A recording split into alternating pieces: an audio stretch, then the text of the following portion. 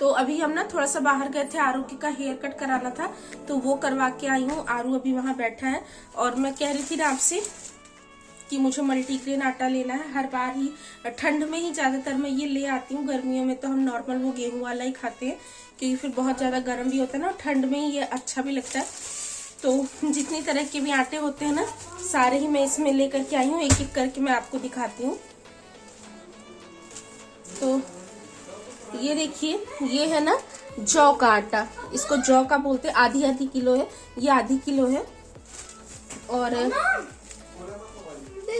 नहीं, ये है मक्की का आटा। तो मक्की का मतलब देखिए, आरू का बाल, आरू अपना हेयर दिखा ना कैसे कटिंग हुई है। वाह, नहीं फोन नहीं, फोन पापा के पास जाओ पहले। मैं तो ये था जौ का और ये है मक्की का आटा। तो ये मैंने ना दो आधी आधी किलो दो जगह लिया है। पहले मैंने आधी किलो ले लिया था, फिर मुझे लगा कि और ले लेती हूँ, तो ये 1 किलो है, आधा आधा दो जगह। और ये देखिए, ये है बाजरे का आटा, बाजरे का है ये। और ये देखिए चने का आटा।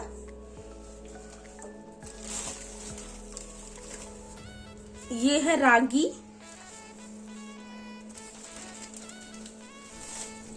और ये है ज्वार।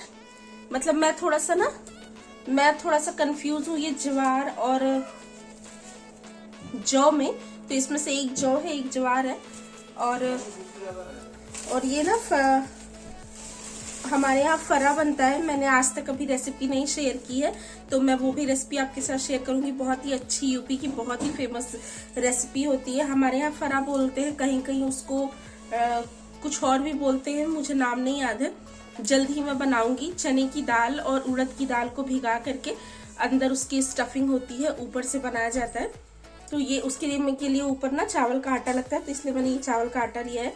तो ये सारे आटे मैं लेकर के आई हूँ, अलग अलग टाइप के आप देख सकते हैं।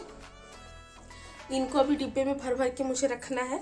और मैं ना वैसे मल्टीग्रेन आटा वो मिक्स करके 85 रुपीज केजी देते हैं, लेकिन मैंने मिक्स करके नहीं लिया है, मैंने अलग अलग लिया है। तो जरूरी नहीं है ना कि हर आटे को रोज आपको खाने का मन करे। कभी कभी सिर्फ बाजरे की रोटी खाने का मन होता है, तो थोड़े से गेहूं के आटे में आप वो मिक्स करके बना लो। कभी कभी सिर्फ मक्की का खाने का मन होता है, तो आप वो बना लो। बाकी ये चना, ज्वार, जौ और रागी, इसको आप मिक्स करके कर सकते हो, लेकिन मैंने अलग अलग ले लिया।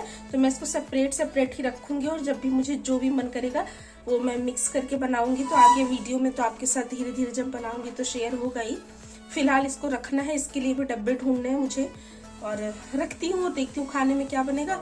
सिंपल ही कुछ बनेगा, आई थिंक रोटी सब्जी बनेगी। सुबह खिचड़ी बनी थी, देखती हूँ कैसे होता है। तो ये देखिए डिब्बे ना सारे साफ करके मैंने रखे हुए थे, तो एक एक करके इनमें मैं रिफिल कर दे रही हूँ।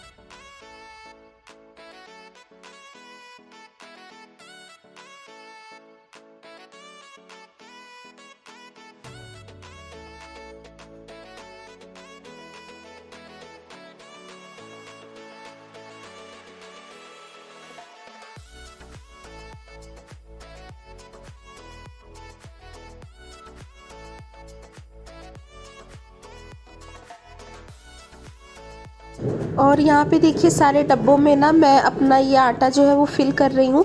तो ये सारे जो आटे होते हैं ना ये गरम होते हैं, ग्लूटेन फ्री भी होते हैं, और ठंड में ना खाना चाहिए, इससे बॉडी में गर्माहट होती है।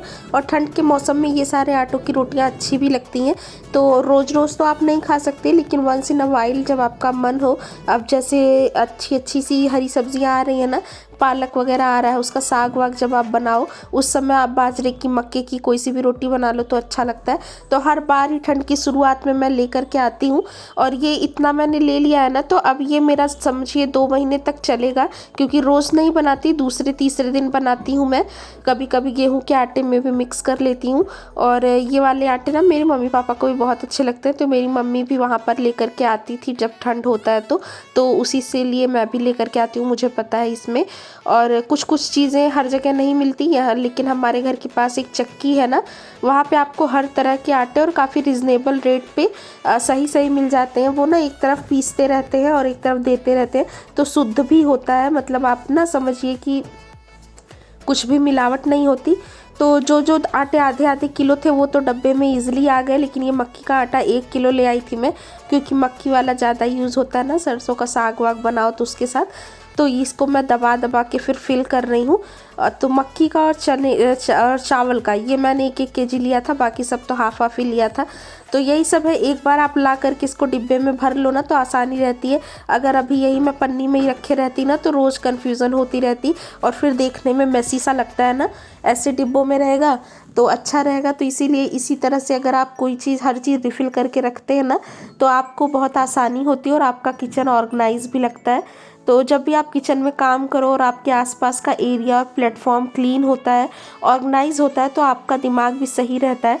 नहीं तो खुद समझ में जब नहीं आता ना कि चीज़ें कहाँ रखी गई हैं, कैसे हैं, तो बिल्कुल भी अच्छा नहीं लगता। मेरे साथ तो यही होता है कि अगर मैं खाना भी बना रही हूँ ना और सिंक में मेरे बर्तन जूठे भी पड़े हैं, तब भी मेरे दिमाग में थोड़ी सी खुजली होती रहती है। और यहाँ पे देखिए सारे ही डिब्बे भर भर के मैंने यहाँ ऊपर के वाले दूसरे वाले शेल्फ के ऊपर वाले उसमें मैंने रख दिया है, और इधर तो मैंने दालें वाले रख दी थी।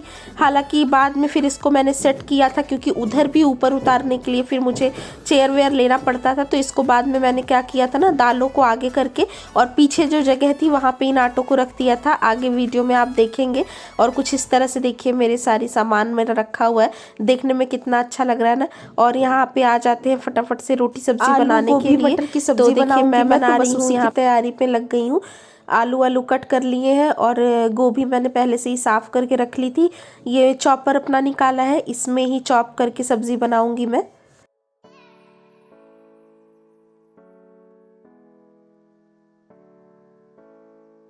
बिल्कुल ही सिंपल एवरीडे के हिसाब से मैं सब्जी बना रही हूँ।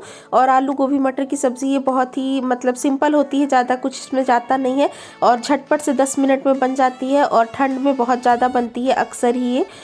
तो यहाँ पे चॉपर में मैंने ले लिया है 2 प्याज, थोड़े से मतलब मीडियम साइज़ के ही थे, बहुत बड़े नहीं थे। उसके बाद 4 से 5 मिर्ची ले ली है, लहसुन ले लिया है। ये सारी चीज़ें इसमें डाल करके मैं चॉप कर दे रही हूँ। और मैं कुछ करूँ आरू ना आए ऐसा तो हो नहीं सकता, तो यहाँ पे आरू भी आ गया था, उसने मेरी हेल्प करी है। और यहाँ पे सब्ज़ी बनाना शुरू करती हूँ मैं। तो ये देखिए गोभी मैंने ना शाम में ही साफ़ करके रख ली थी। और ये जो आप 3 दिन से वीडियो देख रहे हैं ना, ये एक ही दिन की वीडियो है, इसीलिए आपको सेम कपड़े में मैं दिख रही हूँ। मंडे का ही व्लॉग है। तो पहले मैंने आपको ग्रोसरी का दिखाया, फिर उसको सेट कैसे किया, दोपहर का दिखाया, उसके बाद ये है शाम की क्लिप। तो 3 दिन से एक ही दिन का व्लॉग चल रहा है, छोटे छोटे पार्ट्स में करके मैं आपके साथ शेयर कर रही हूँ।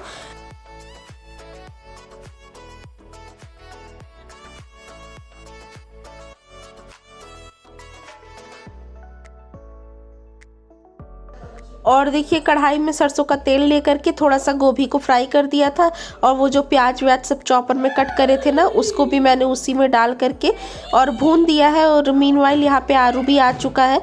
तो खाना बनने में जब लेट होता रहता है ना और इसको भूख लगती रहती है, तो ये सबसे पहले फ्रिज से ब्रेड जैम ही लेकर के आता है। इसको बहुत पसंद है और ये खा लेता है। तो मुझे भी थोड़ा सा टाइम मिल जाता है खाना और ज़्यादा प्रिपेयर करने के लिए।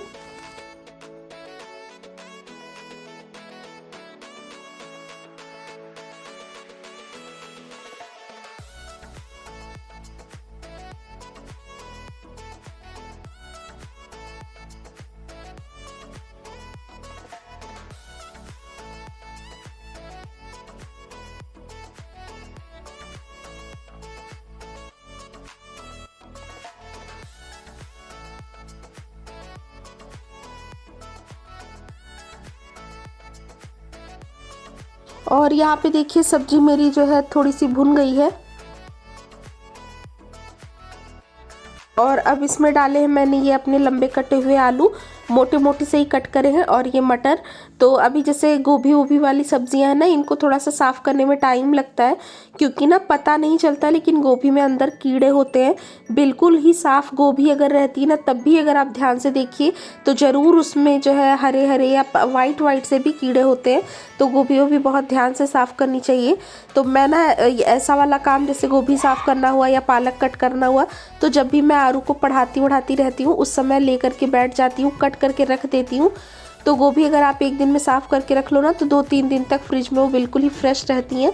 और अभी ठंड का मौसम है, तो ये सारी तैयारियां करके रखो तो खाना बनाने में इजी होता है। मटर छील लेती हूँ मैं, गोभी वगैरह कट कर लेती हूँ, धनिया साफ़ कर लेती हूँ, पहले भी आपको बताया है। कभी जब बहुत ज़्यादा दिक्कत होती है तभी नहीं कर पाती। तो यहाँ पे देखिए आलू और मटर भी डाल दिए थे यही प्याज व्याज के साथ, ये भी थोड़ा सा भून गया है। उसके बाद चॉप करके ना ये टमाटर, इसको भी मैं डाल दे रही हूँ। तो ये ना बिल्कुल जो है देसी स्टाइल की सब्ज़ी है, जैसे गाँव वाँव में अक्सर बनाई जाती है ना, उस तरह की। बाकी आलू गोभी बहुत तरीके से बनाई जाती है, हलवाई स्टाइल बनती है, ढाबे स्टाइल बनती है, 1-2 तरह की आपके साथ मैंने पहले शेयर भी करी है। लेकिन ये जो वेरिएशन है ना, ये बिल्कुल ही देसी स्टाइल है, जैसे गांव में बनते हैं ना ठंड के मौसम में। इस तरह की सब्जियां चूल्हे पर बनाई जाती है, वो बहुत ही टेस्टी लगती हैं। और बिल्कुल ही क्विक वर्जन भी है, बहुत जल्दी बन जाता है। तो भून देने के बाद सारी चीज़ें, बस इसमें सिंपल से वही डेली वाले मसाले जो कि मैं डालती हूँ, हल्दी मिर्ची धनिया का पाउडर सब्जी मसाला, यही सब डाल दिया। और उसके बाद अब मैं इसको भून रही हूँ। और देखिए सब्जी मसाला डालने के बाद और थोड़ी सी कश्मीरी लाल मिर्ची डालने के बाद कलर इतना खुशनुमा सा आता है ना किसी भी सब्ज़ी का। तो कलर वलर का बहुत ज़्यादा ध्यान रखना पड़ता है, क्योंकि जो चीज़ देख के अच्छी लगती है वही आपको खाने का मन होता है। और देखना मतलब आँखों को कोई चीज़ देख के अच्छी लगे तो ज़्यादा अच्छा होता है। तो यहाँ पे आप कलर देख सकते हैं कितना अच्छा सा कलर आया है ना। तो अभी ना मसाले के साथ मैंने इसमें 2 घूंट सा पानी डाला था, बहुत ज़्यादा नहीं डाला था, ताकि मसाले मेरे भुन जाए। और इस वाली पर्टिकुलर सब्जी में ना गोभी के पीसेस वो खड़े खड़े से नहीं दिखते हैं। और कुछ तो मैं जानबूझ के थोड़े से छोटे कट भी करती हूँ, क्योंकि आरू के पापा गोभी नहीं खाते ना। तो ऐसा अगर उनको दिखता रहता है तो वो निकाल देते हैं, और अगर उसमें मैशी हो जाती हैं ना, घुल जाती हैं, तब उनको कोई दिक्कत नहीं होती। तो उनका फंडा थोड़ा सा अलग है। जैसे कि गोभी के वो पराठे खा लेते हैं लेकिन सब्जी नहीं खाते। तो वही है ना कि देखने में जो होता है, और सब अपनी फैमिली के हिसाब से ही बनाते हैं। तो मैं भी यहाँ पे गोभियों को अच्छी तरह से पहले से पका लेती हूँ, ताकि थोड़े से ना वो फूट जाए और वो दिखे नहीं खड़े खड़े। और बस यहाँ पे मसाला भून लिया था, भूनने के बाद डाल दिया था पानी। और थोड़े से चावल भी मैं बना रही हूँ, क्योंकि सुबह खिचड़ी बनी थी, लेकिन ये है कि ऐसी वाली सब्जी के साथ चावल अच्छा लगता है। तो अपनी चायदानी में ही चावल बनाऊंगी, बिल्कुल आधी कटोरी जैसा बना रही हूँ मैं, बहुत ज़्यादा नहीं। बाकी तो मैं रोटियाँ ही सेकूंगी। तो बस खुले पॉट में चावल बनाने का सिंपल सा यही मेथड है। पानी डाल दो उसमें, थोड़ा सा ज़्यादा लगता है, एक बार तेज आंच पे उसको अच्छी तरह से बॉयल कर दो। उसके बाद जब बॉयल आ जाए तो फ्लेम धीमी करके आप उसको ढक दीजिए, तो बड़े अच्छे से खिले खिले से चावल बन जाते हैं। और यहाँ पे देखिए सब्जी मेरी बन के हो गई है बिल्कुल तैयार। अब लास्ट में इसमें थोड़ा सा हरा धनिया कट करके डाल दूँगी मैं। और ये सब्जी बहुत ही टेस्टी और बिल्कुल ही सिंपल सी बहुत अच्छी बनती है।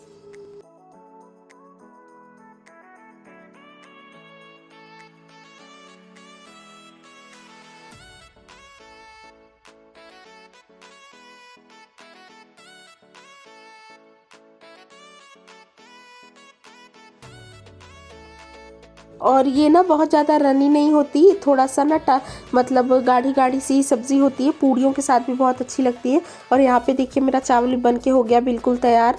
तो फ्लेम बंद करने के बाद भी मैं इसको ढक दूँगी, तो थोड़ी बहुत जो कसर रहेगी ना वो ऐसे हो जाएगी, तो चावल भी अच्छे से बन जाते हैं। और यहाँ पे अब बारी आती है रोटी बनाने की। तो पहले प्लेटफॉर्म मैं क्लीन कर रही हूँ, और उसके बाद क्लीन तो ये है ही, लेकिन बस वही है कि थोड़ा सा एक बार आदत है हाथ लगाने की, तो वो कर दिया है। फिर फटाफट से यहाँ पे रोटियाँ सेक लूँगी, तो डिनर भी हो जाएगा बन के बिल्कुल तैयार। तो इस दिन समझिए मैंने काइंड ऑफ पूरे दिन का ही 3 दिन से मिला करके आपको एक व्लॉग शेयर किया है। तो आप एक अंदाज़ा लगा सकते हैं कि मेरा दिन कैसे बीतता है, कैसे घर के सारे काम होते हैं, और इन सारी चीज़ों में अपने लिए कितना ही टाइम मिल पाता होगा ये भी आप सोच ही सकते हैं। लेकिन कोई नहीं, यही लाइफ है और ऐसे ही ज़िंदगी निकल जाती है। बस सब कुछ अच्छा चलता रहे तो एनर्जी तो अपने आप आ ही जाती है अपने और अपनी फैमिली के लिए काम करने को।